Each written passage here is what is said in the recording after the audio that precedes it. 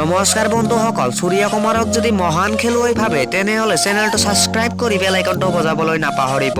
ভাৰত বনাম শ্ৰীলংকা মেচখনত মাত্ৰ ৪৫টা বলত শতক অৰ্জন কৰে।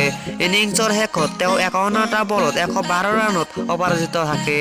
তেওঁৰ ৭টা বাউণ্ডাৰী আৰু ৯টা অভাৰ বাউণ্ডাৰী আঘাত কৰে। সপোনৰ ৰূপটো একেই। যোৱা বছৰ টি-20 ফৰ্মত সৰ্বাধিক ৰান সংগ্ৰহকাৰী আছিল সূৰ্য কুমাৰ যাদৱ। ইংলেণ্ড আৰু নিউজিলেণ্ডৰ ভ্ৰমণত শতক কৰিছিলে। নতুন বছৰতো হুবহু একেই ছন্দলৈ উভতি আহিছে।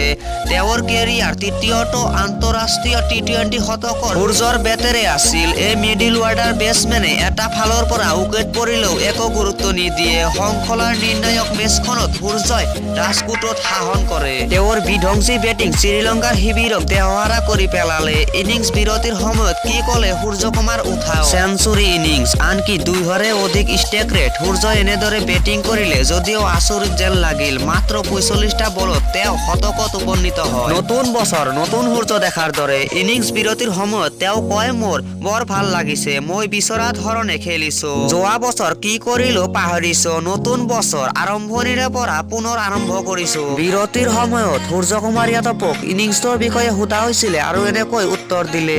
আৰু ইণ্ডিয়াই এই খেলখনত ৯১ ৰানত জয়লাভ কৰিবলৈ সক্ষম হৈছে।